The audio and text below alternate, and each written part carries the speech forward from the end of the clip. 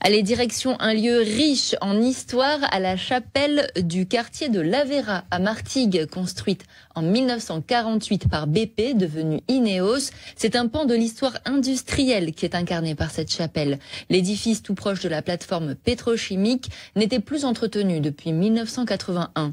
Grâce aux efforts conjoints d'habitants d'Ineos et de la paroisse de Martigues, la donne a changé en mars dernier.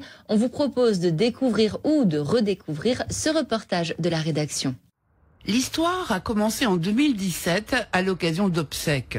L'épouse du défunt avait transmis à ses amis le souhait de son mari. Jacques Rouague, président de la toute jeune association Notre-Dame de l'Aveyrat. Le monsieur voulait passer impérativement par cette église parce qu'en fait, lui, il avait travaillé ici à la raffinerie, il connaissait l'histoire de la chapelle, il la connaissait bien et donc il voulait impérativement venir là parce qu'il la trouvait très jolie.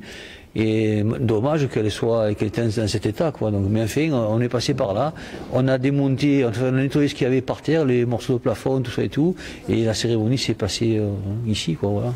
C'est là qu'a germé l'idée de la rénovation. Il a fallu obtenir les clés et finalement c'est le premier confinement qui a permis le lancement des travaux.